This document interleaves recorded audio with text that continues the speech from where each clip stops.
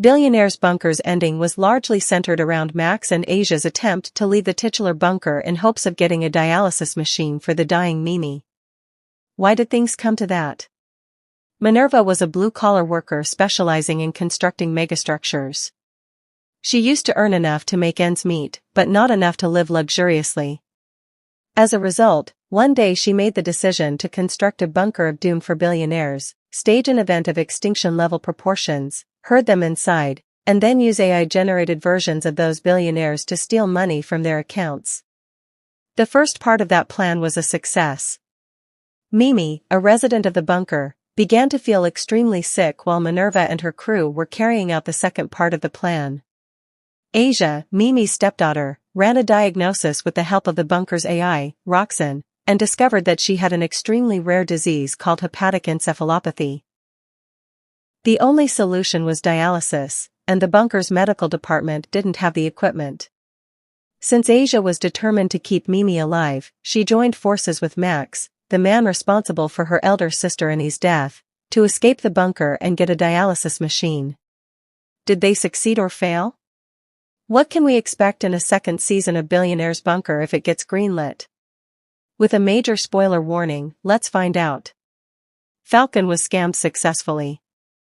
As mentioned in episode 3, Falcon was born into an Argentine Jewish family and inherited $3.7 billion worth of stock in Falcon Group from his grandfather.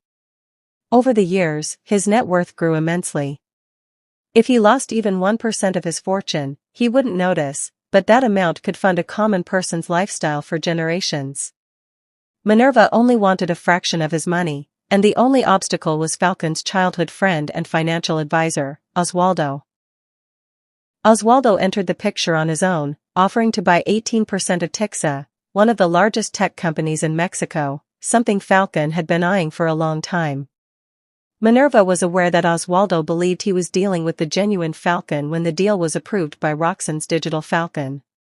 That's when Digital Falcon ordered Oswaldo to go to Bangkok and buy a unicorn company called Nexus Thai. Minerva moved the money through a complicated web of roughly 93 businesses after the transaction was completed. Oswaldo didn't question any of it. He went to Bangkok, had a whirlwind trip, and ended up handing over $900 million to Nexus Thai. By the time he realized he had been talking to a digital version of Falcon, the office space Nexus Thai operated from was gone. Oswaldo attempted to notify Spain's Economic Crimes Unit but was killed by Minerva's associates because he had no other choice. Thus, the secret about Falcon's kidnapping and the scam died with Oswaldo.